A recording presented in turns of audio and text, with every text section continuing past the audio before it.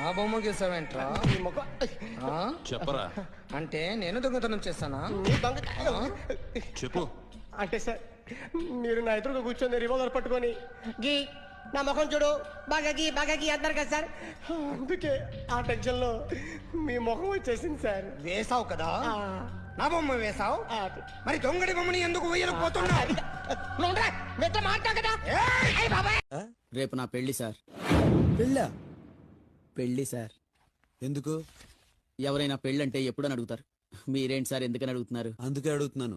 ఎందుకు? భోజనానికి కష్టమైపోతోంది సార్. కుక్కను పెట్టుకో. ఇల్లు చూసుకోవడానికి కూడా ఎవరు లేరు సార్. కుక్కను పెంచుకో. ఇప్పటికిప్పుడు కట్నం ఇచ్చే కుక్క ఎక్కడ దొరుకుతుంది సార్? సెటైరా? మీతో సెటైర్ వేస్తే రిటైర్ అయిపోతా అని తెలుసు సార్.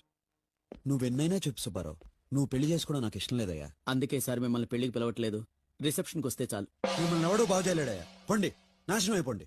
వాడు ప్రేమ అంటాడు, నువ్వు పెళ్లి అంటావు, ఇంకోటి వచ్చి శోభనం అంటాడు. శోభనానికి ఎవరిని పిలవట్లేదు సార్. ఇయాల సాయంత్రం మా ఇంట్లో పార్టీ ఉన్నది, పిలుద్దామని వచ్చిన.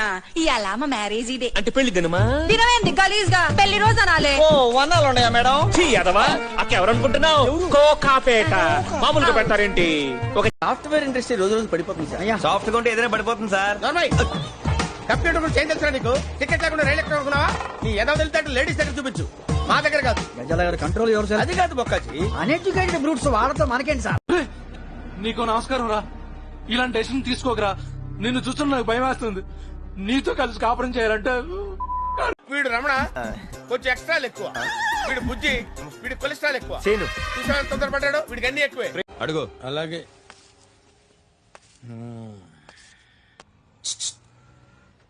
ఈ ఫోటోలో ఉన్న వ్యక్తిని ఎక్కడైనా చూసావా?